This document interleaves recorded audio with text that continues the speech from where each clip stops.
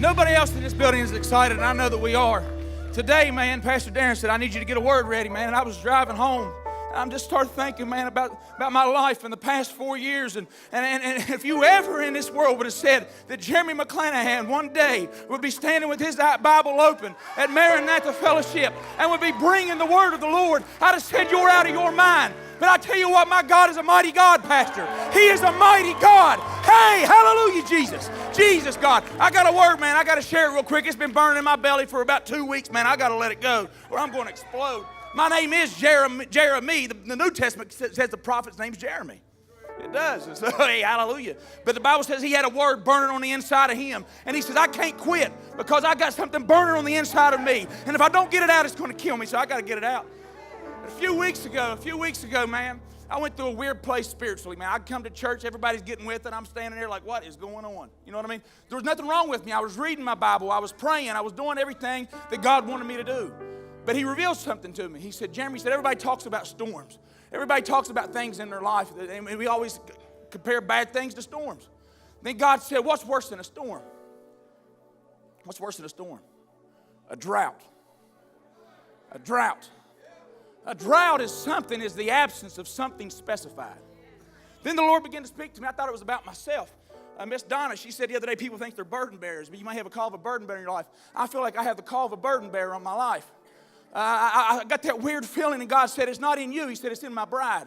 It's in my people. There's been a drought of the Holy Spirit in the churches for a long time. The absence of something specified. Not all churches, but a lot of churches, the Holy Spirit, when He shows up, everybody gets they get cringed up. They think something's going on, right? Not only that, listen to this one.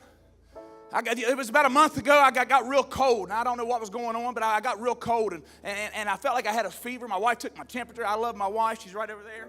Wave your hand, honey. Hey, hallelujah. Out of everybody in this world, Pastor, out of everybody in this world, people talk to me now. They say, I can't ever see you being the way that people said that you were. My wife, God bless her, she's seen every bad thing. She's seen every bad night. She held my hand when I was puking in the toilet.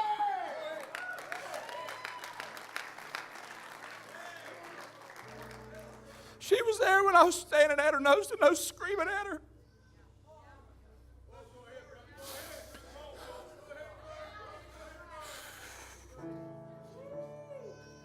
My wife don't get enough credit, Pastor. She don't get enough credit, man. There's people in this church walk up to her and say, I didn't even know she was your wife. I feel like my wife, come here, honey.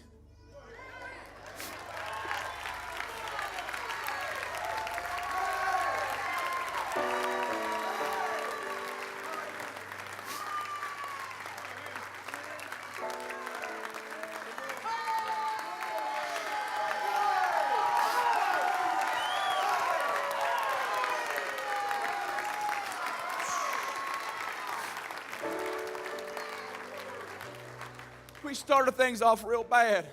We didn't start out right. We did everything backwards. We didn't do anything like it should have been done. And for how long was it, honey? For about 5 years, our life was hell, man. It was. I wasn't a husband. I wasn't a father. I wasn't anything like that at all. But by God's grace and His mercy, when our lives began, they didn't just begin on August 9th, 2000. I'm in trouble. 2006. It didn't begin then. Our marriage began on April 6, 2011, when I got saved, when Jesus brought me up out of the pit that I was in. I love this woman, Pastor. I love her.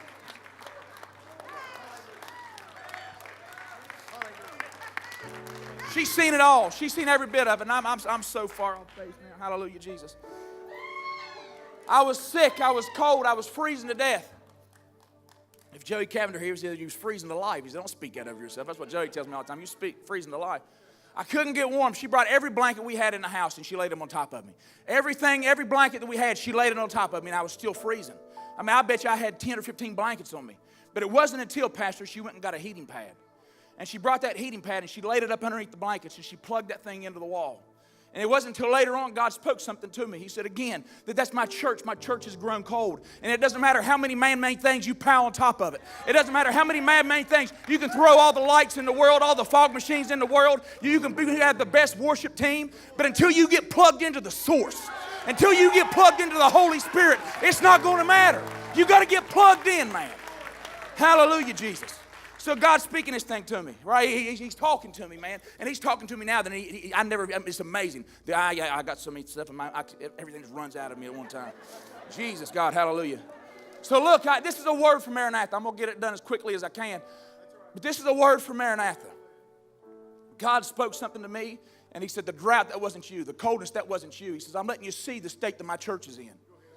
I'm letting you see the state that my church is in. Right now, tonight, there's churches that'll go in there, they'll have their 1 hour, they'll sing 3 songs, and they'll go home. Ain't nothing changing, ain't nothing happening. It's just the way they do, so it's just business as usual. It's just business as usual. But here's the word that God spoke to me. He said, there's some places of preparation that I need to take you through before the outpouring of the Spirit can come. Right? And I went back to this 1 Kings chapter 17. And I was reading about Elijah, and the Bible says this, as Elijah the Tishbite was an inhabitant of Gilead, as said to Ahab, as the Lord God of Israel lives before whom I stand, there shall not be dew nor rain these years except by my word. Except by my word. Verse 2 says, then the word of the Lord came to him, saying, get away from here and turn eastward and hide by the brook Cherith, which flows into the Jordan. He told him he had to go some places. He said, I need you to go hide, number one. The word hide there simply just means secret or secret place. The first place we need to be in preparation for this outpouring, it's coming, man. It's coming. The first place we need to be in for this preparation of the outpouring that's getting ready to take place in Maranatha, we have to get into our secret place. We have to get into our place with God. We have to get into our place where God is going to speak to us. But he told him to go hide by the brook. That word brook, man, is the word, I got it on my iPad, I can't remember it. But that word brook basically means this. It comes from the same root words which means heritage, okay? It means our heritage, right? And the word Cherith means cutting. Cherith is a place of cutting. So God spoke to me, he said this. He said, what we need to do, there's some things we need cut off of us. Number one, we need our pride cut off of us. Elijah said this. Elijah said, it will not rain until at my word. He didn't say it's not going to rain until God says so. He says it's not going to rain until I say so. So whenever he stood before Ahab, he said that and God checked him. He said, hold on a second, I'm going to send you off someplace now where you can be by yourself, where you can hear from me again. So there's some things we need to cut off of us. Number one, we got to cut off our pride. We got to get it off of us. Number two, we got to get wrong thinking cut off of us. We got to get the wrong thinking. Remember I said the word brook means heritage, right? We got to get the wrong thinking off of us that our heritage is what we see. We talk about past revivals. We talk about past awakenings. We talk about things that happened in the past. We talk about what Smith Wigglesworth did and all these great men of God. Listen to me. God said to this, we need to get off of us that it is our heritage. Do you realize this? Hallelujah. Do you realize this? That the Bible says that when Jesus Christ himself, whenever he went back into heaven, right? When he sat down beside the throne of God, we became heirs to the throne of God and joint heirs with Christ. So that means this. Jesus said, those that believe on me, these signs will follow them. They will lay hands on the sick and they will recover. They will speak with new tongues. They will cast out devils. We got to get the wrong thinking off of us that those things are not for today, right? We got to get it off of us. The second place God sent him to, okay? The second place he sent him to was Zarephath, the widow woman, right? You know the story. Oh, hallelujah. The brook dried up, Pastor. So many churches today, the brook dried up and they didn't realize it and they ain't moved. God's told them to go somewhere else. They told them to do something else. Listen to this. The message never changes. The word never changes. It's still Jesus Christ, him crucified and resurrected. That's the word of God. That's the gospel of Jesus Christ. That never changes. But the way you deliver that message has to. We don't live back in the day with Paul walking around with his sandals on and all the things that he did. We don't live back then. We have the luxuries of what we have here now. We have these things that we have here now. So they sent him to Zarephath. Zarephath means the place of refinery. It means a place of refinery. Come on, man. Maranatha Fellowship, we done went through a place of cutting. When Pastor Darren, when God gave the word to Pastor Darren for him to line all these men up and this thing, and we marched around this church 7 times. Whenever we did that, he was cutting things off of us. He was cutting religion off of us. He was cutting these things on that was holding us back and getting them off of us. Church, we've done went through a place of cutting. We done went through a place of that, of things that had to be getting off of us and getting off of us. And church, I'm here to tell you today, now we're in the time of refining. Now we are in the time of refining. We've stepped off into the place where now God's beginning to mold us. That word refining also means to hone. It means to hone. So what's that mean? When you hone something, you sharpen it. right? The Word of God says iron sharpens iron. You have to get around a bunch of people who sharpens yourself. If you're not around people who is making you grow in the Lord, if you're not around people, if you got people who are dragging you down, get rid of them. You don't need them. But you need to be around a bunch of people who is going to sharpen you up. You got to be around a group of people that strengthens the inside of you. I'm thankful that I'm around a group of men that we sharpen each other. I'm thankful for Chris Fieldhouse. I'm thankful for Joey Cavender. I'm thankful for Matt Martin. I'm thankful for Chris Johnson. I'm thankful for these men of God that have been placed. Jeff Schaefer. I'm thankful for these men of God because when we get around each other, you know what we talk about? Jesus. And that's it. That's it. We don't talk about nothing else. We don't talk about football. We don't talk about basketball. We don't talk about fishing, hunting, four-wheeling. We don't talk about that stuff. We talk about Jesus and what He's going to do in our lives, man. We believe that. We got to come to a place of refining. Not only that, church, not only is it the people around you that refines you, but we need to refine our skills. See, Elijah, when he went to the widow woman, okay, when Elijah went to the widow woman's house, God was refining him. See, he goes there and he says the barrel's never going to run out of meal. The barrel's never going to run out. He told that woman that, and it didn't. You don't see too much longer after that, the woman's son dies. The woman's son dies. And Elijah goes and raised that woman back up from the dead. That was the first time in the Bible you ever see anybody being raised from the dead. He didn't have anybody to look to. He didn't have anybody just to think, well, that person did it, maybe I can. He didn't have none of these things. By faith, he did that, and he raised that man up from the dead. We go through a place of refining. How do we do that? We do that by laying hands on the sick. We do that by building our faith. Where's he at? Carl. I don't know where he is. Up here. Carl told me the other day, man, he said, my uncle was a preacher, man. He had a mantle of healing on him. I said, how many sick people are you praying for a day? He said, all kinds of them. I said, you keep praying for them. You keep praying for them. You keep praying for them. We have to go out there and by faith, lay hands on the sick and pray for them, believing. Don't do it if you don't think it's going to happen. We got to do it and believe that whenever we lay hands on that person, they're going to get up out of that wheelchair. Me and Matt Martin was at the transit mall. I love Matt Martin. He's got more faith than I do.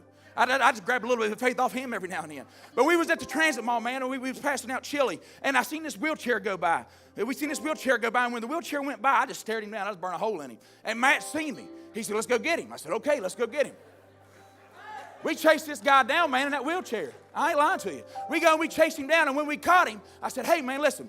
My name's Jeremy. I'm a believer. I'm in Jesus Christ. Jesus lives on the inside of me. And the Word of God says I can lay hands on you and you're going to be healed. I said, I believe that, so I'm just stupid enough to believe the Bible, so I'm going to lay hands on you. Is that okay with you? He said, absolutely it is. So we prayed for that man, and we laid hands on that man. And we prayed over him, me and Matt. And when we got done, I said, how you feel? You feel anything in your legs? He said, nope, feels the same. Matt Martin looked at him and said, listen. He says, Peter and John went by the temple one day, and there was a lame man laying there.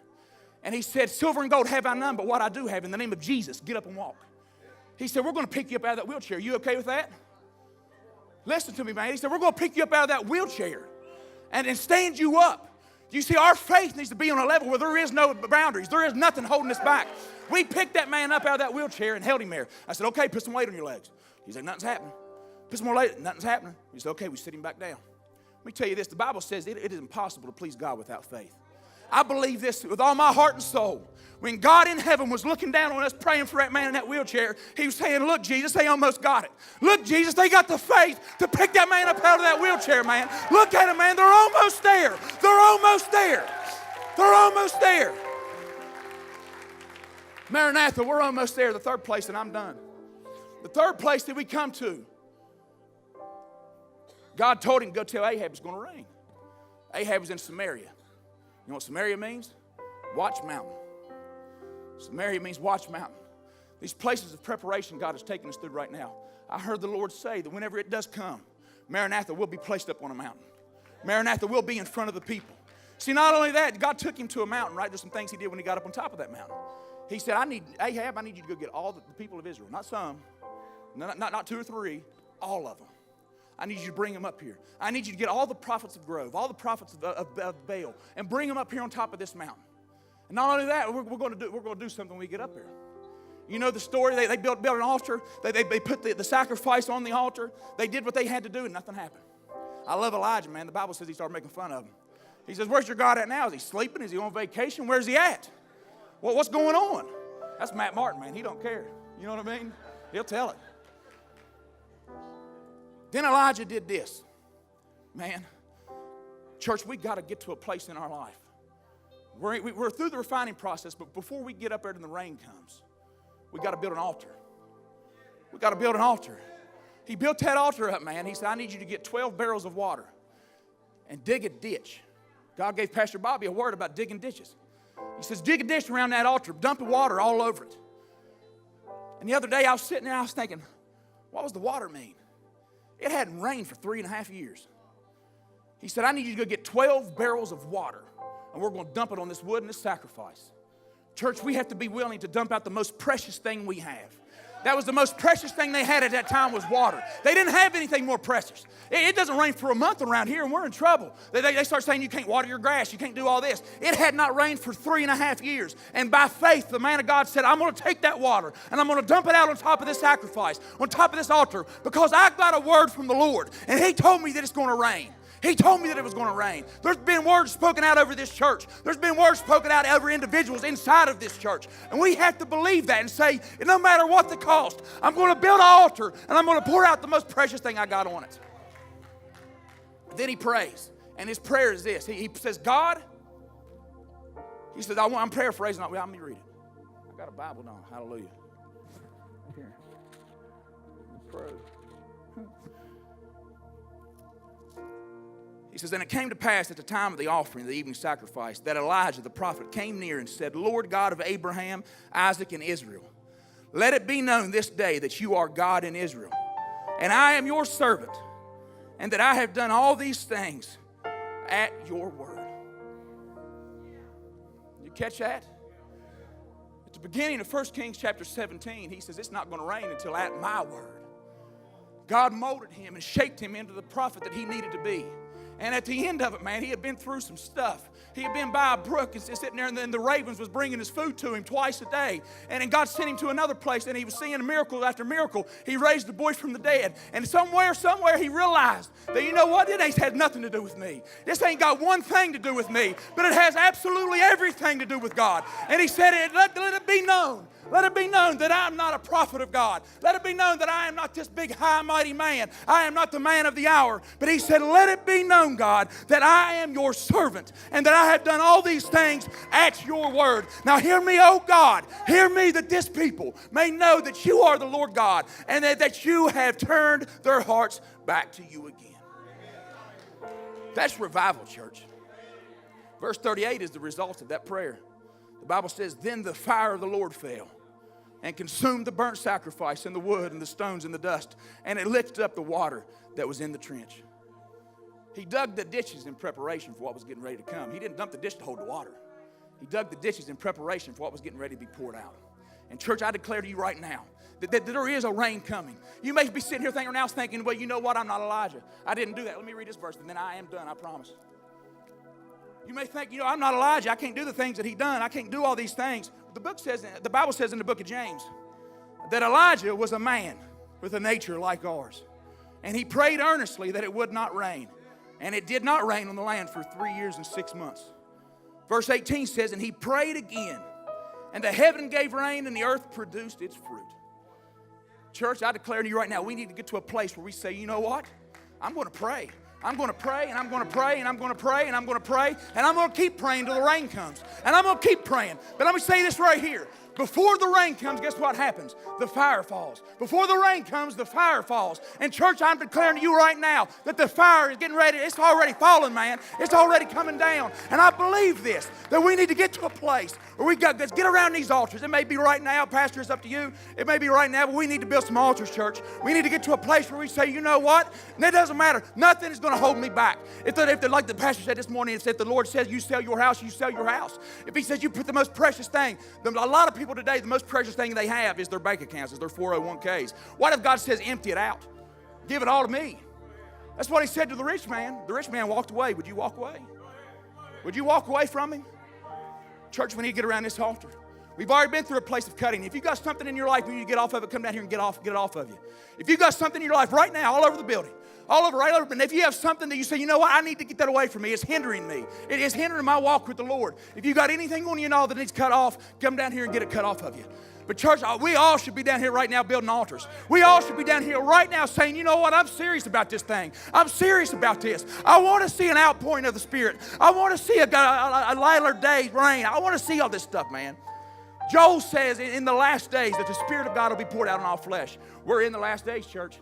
We're in the last days, church. Build your altar. Say, you know what, I will pour out the most important thing I have to pour out on this altar down here. And I declare unto you that, hey, Elijah said this. As he was up here praying, he says, I hear the sound of an abundance of rain. I hear the sound of an abundance of rain. Church, it's coming. It's coming. Hallelujah, Jesus.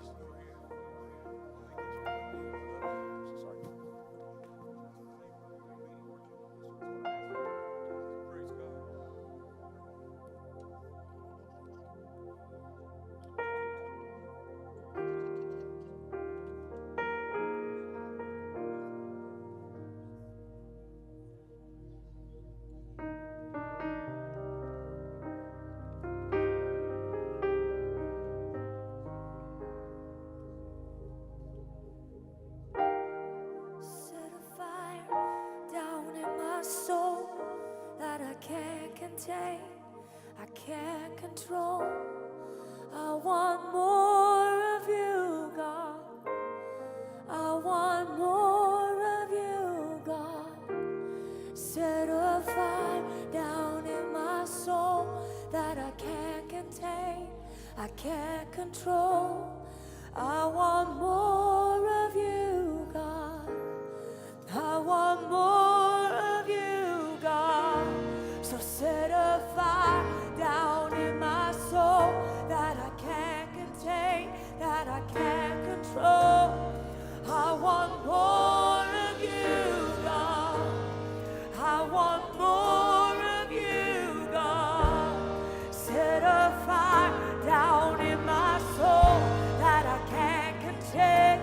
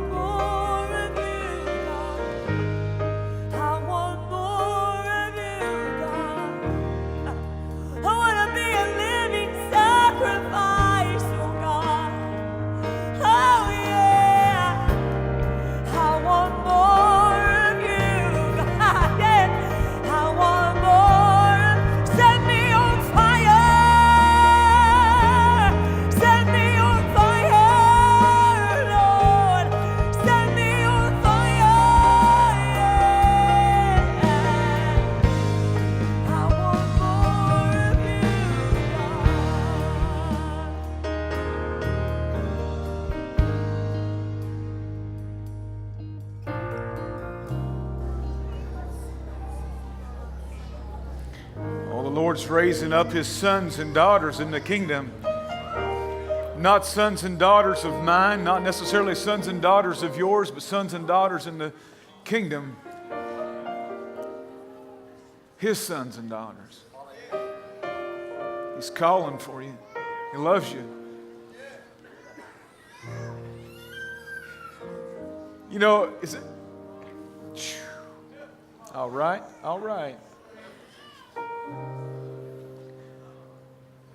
You know, we look, sometimes we sit back and we look and it's almost hard to comprehend that someone like a Jeremy McClanahan could be so far out there. It really is, because you hear him in here. And I mean, man, you can just hear and see the hand of God on him.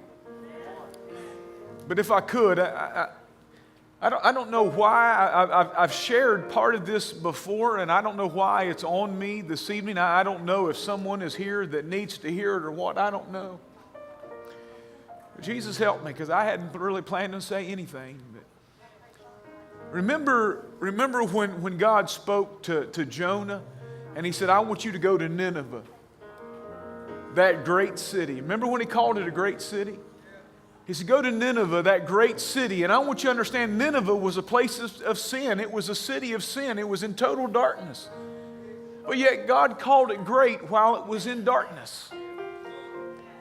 And I think it was Bill Johnson. I heard say this.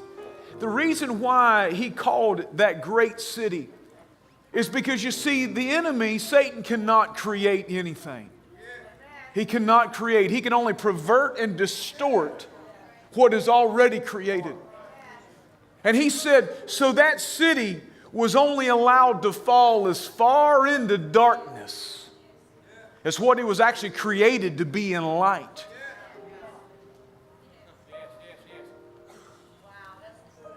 And Jeremy, I tell you, my God, you were only allowed to fall as far into darkness as what God has positioned you in His kingdom in light. You just keep that humility in check. You keep that. But I'll tell you, son, God has something for you. And I'll tell you what, there's some people under the sound of my voice right now.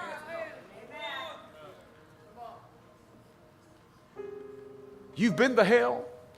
In fact, you're flirting with it right now. You've been some dark places. You've tried to get out. And you've always listened to the voices and it pulled you right back in. Some people said they'll never get it right. They'll never change. You're the only one that can change it. Jesus Christ has already made the decision. You can only fall as far into darkness as what He's actually created you to be in life. So I lay before you right now. Let's just tarry a few more moments with that song. If you're ready to step into that light, if you're ready to stop falling into that darkness, and you're ready for a real genuine change in your life, I invite you to come right now. Come on, everyone stand to your feet. If you're ready for that change, we're not playing games tonight. This is as real as it gets. This is the kingdom of God in operation right here tonight. So you come right now. You come. If you're ready for that change, that genuine change. Maybe you've already made that decision in your home. But I believe that sometimes you gotta go public with what God's called you to. For how will the world know unless they see? So you come now. Go ahead, Nicole. Just tarry there for a moment. And you just come right now. If the Lord's dealing with your heart, you come. If you're ready to step into that light, you just come. You just come.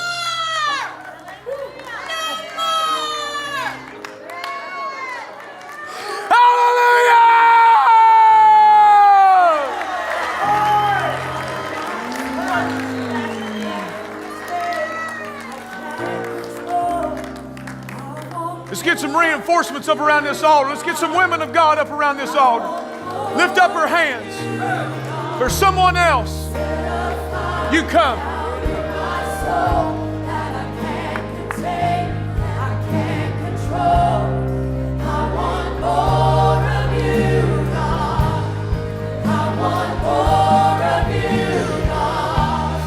Set a fire down in my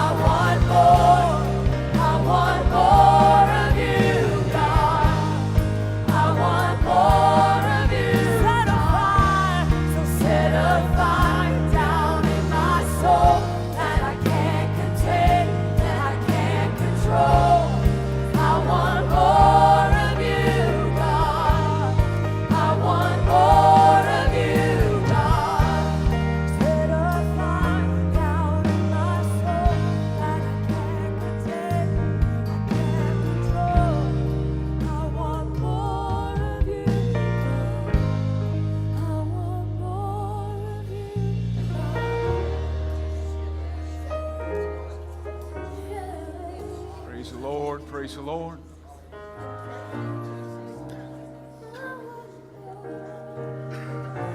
Praise the Lord. Praise the Lord.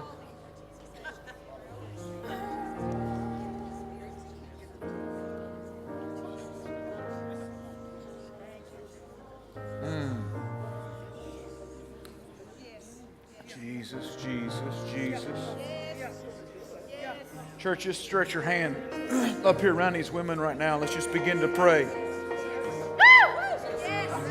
Jesus.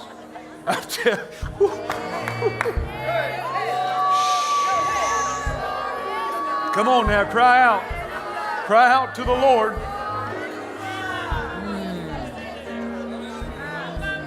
Thank you, Jesus. Thank you, Lord. Thank you, Lord. Thank you, Lord. Thank you, Lord. Praise the Lord. Praise the Lord. Praise the Lord. Hallelujah. Hallelujah. Glory to God. Glory to God. Hallelujah.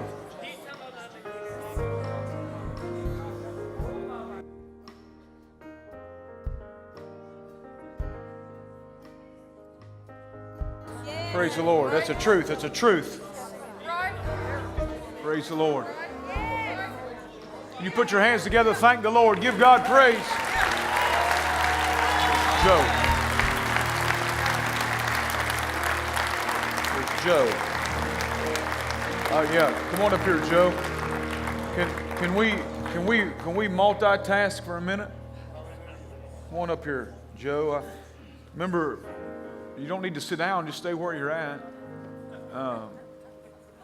Wednesday, remember this morning when I shared that story about that young man that had been strung out on heroin and how the Lord came in that room and settled him down? Well, there was more to that story that I didn't get to tell you, so I want you to turn your attention to Joe. Joe was there with him, and I want you to listen to the power of the Holy Spirit. Go ahead. I think a lot of people don't really understand what heroin withdrawal is. And there's a little term we have for it. It's called Hell Week. Because when you're withdrawing off of it, it's the closest thing to hell you'll ever face right here on this earth. And it comes with convulsions and puking and diarrhea, nervous leg syndrome, puking up blood. There's a lot of horrible, horrible things that go along with it. And add on top of that, there's night after night after night of no sleep. You can't sleep at all. You lay awake, depression sets in on you completely, and you start thinking suicidal thoughts, and it pushes you toward the heroin again to get relief from it. And that's what, when we bring people in and we start praying for them, we spend nights and hours praying for them. Some people come through real quick. Some people go through a lot of time, a lot of pain. This young fellow that we brought in, when we went to get him, and I looked down at him, it was the first heroin addict that I'd come across that was so damaged physically. His face was all swelled up. It looked like he'd been hit with a ball bat. His eye was swollen all up, and he had a bad infection on the right of his eye. It was white with green oozing out of it.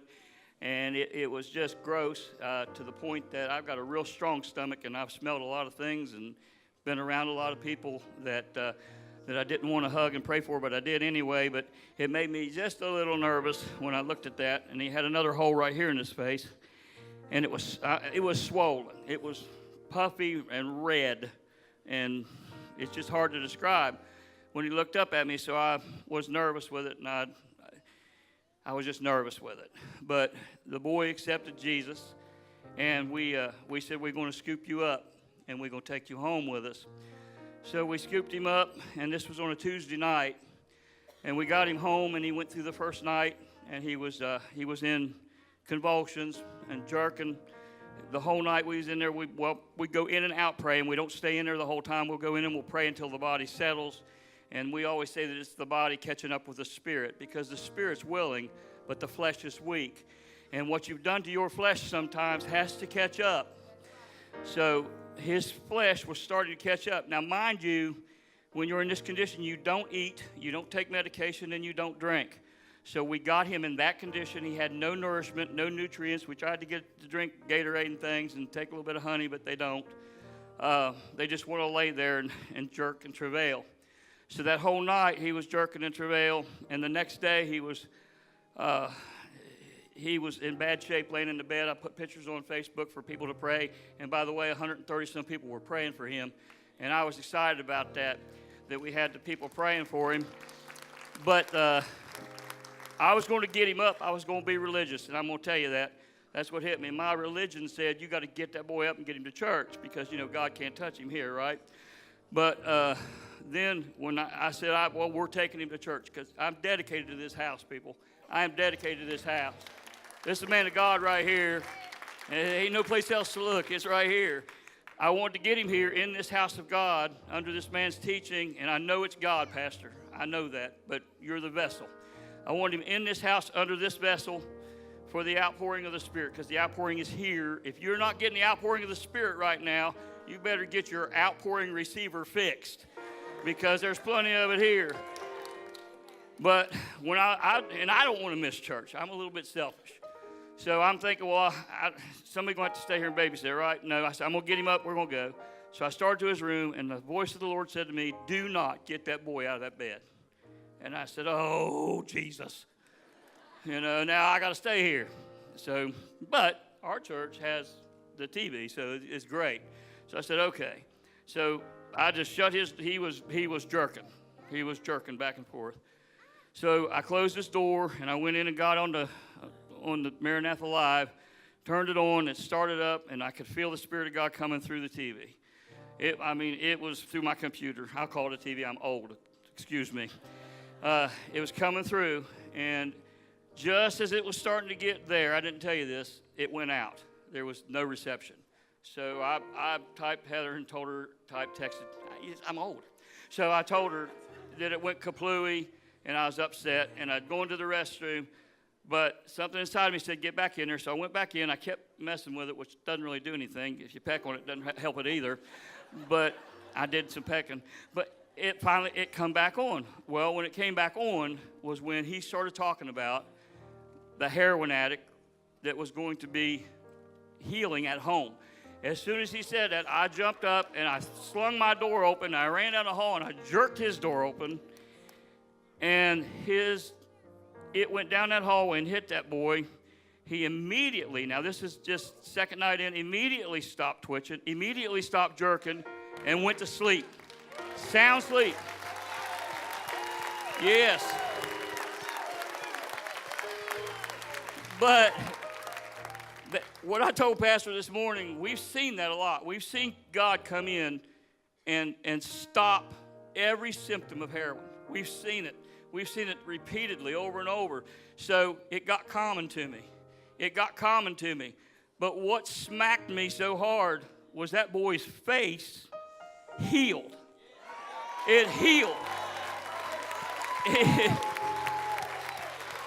He got out of bed that morning. Yes, he got out of bed that morning. His color was back in his face. He had a little tiny red spot, blood spot right there. Now, it's a little tiny scab, but now you got to understand that is a medical impossibility. It is a medical impossibility. These people in this condition take weeks to heal. They take weeks to heal. You look at mugshots and you look at those pictures of those people and they're all eat up. They take weeks to heal. This was a flesh touch. He come up out of that bed, went with us to Break the Gray, worked all day at Break the Gray with no symptoms, no problems, was at that concert with no symptoms, no problems.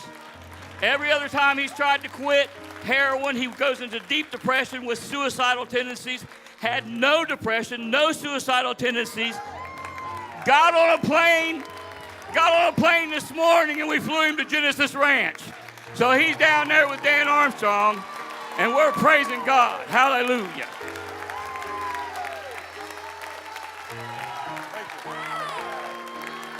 Oh, come on now. Come on now. That's a miracle. That's my God. That's my God. He's the way maker. He's the storm calmer. He's the blind eye opener. He's the heroin addict prayer.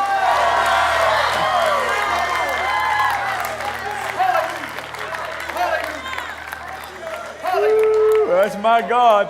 That's my daddy. That's my dad.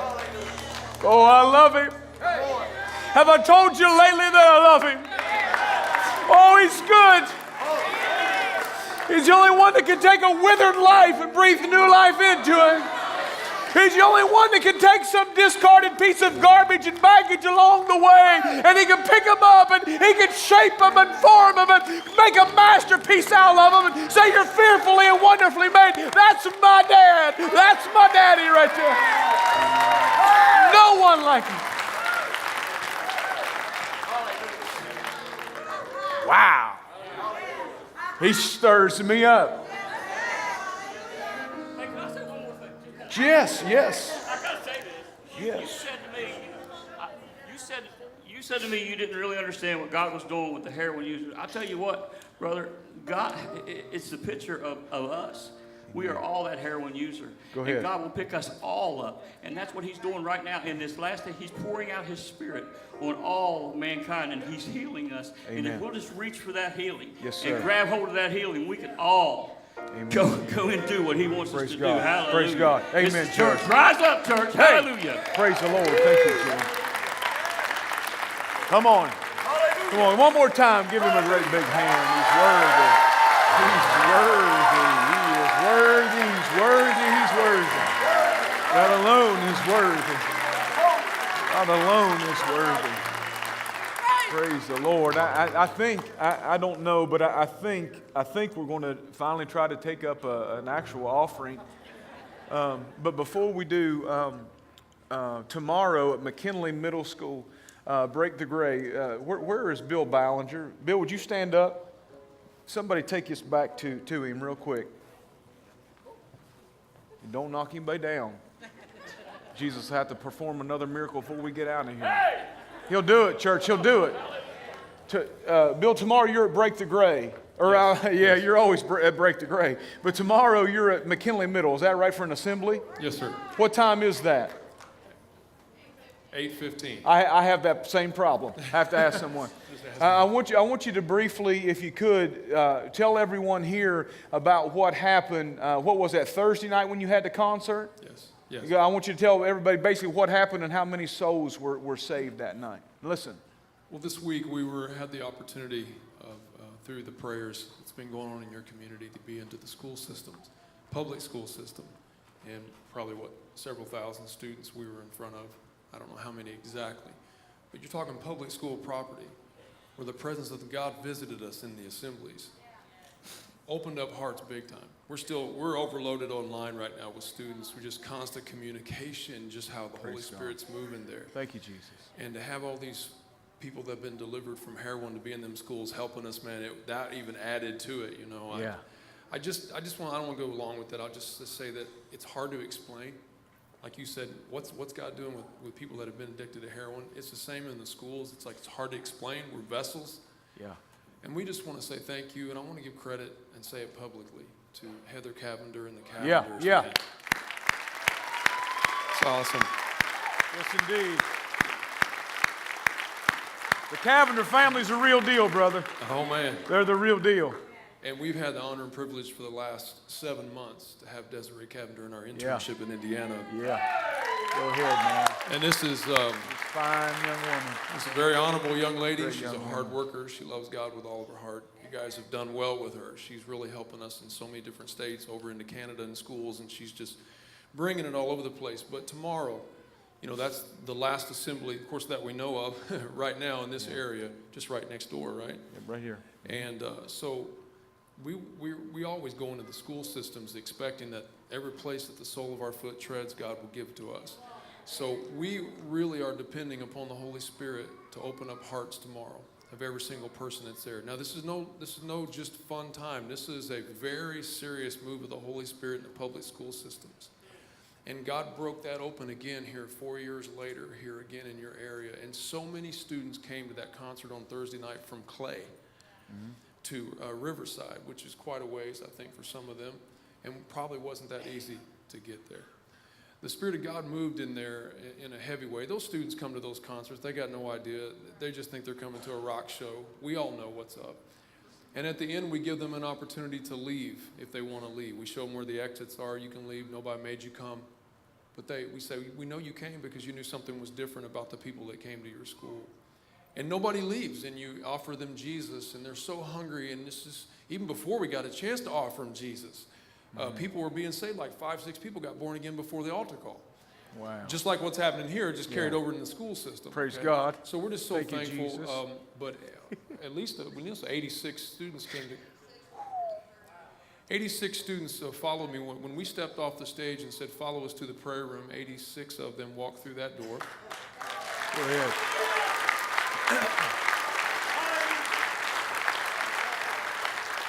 We started schools on Monday, and we had one school on Wednesday, or no schools on Wednesday. No schools on Wednesday, and we had around 450 students show up at the concert on Thursday night. Wow. So here's the thing with this is that God, you know, I feel real strongly about this, is that God, you know, we all would say God can just do whatever he wants to do, right? He can't. Go ahead. He has set it up so that he would need you. True. And I just want to say to you, thank you again so much, because you don't know the honor and privilege for me, this boy from Indiana. I didn't know God was going to send me here and partner with Maranatha and all of y'all and get to meet these people. I mean, Amen. 10 years ago, God took me out of prison, took my wife out of prison, gave my daughter back. So I know what you're talking about and what you're experiencing here. And this is amazing. God bless you. Thank you Praise so God. much. Bless You you, guys are Bill. amazing. Love you, brother. Praise the Lord. Praise the Lord. Clear? Pastor Terry, you clear? If you would get your best gift out, let's prepare to give to the King tonight. Amen. He's a good God. There's none like him. He has no limits. He can do anything that needs to be done if you just let him. Father, we come to you right now in the name of Jesus. Father, I pray you bless both the gift and the giver. Lord, receive this unto yourself, and we ask it in Jesus' name.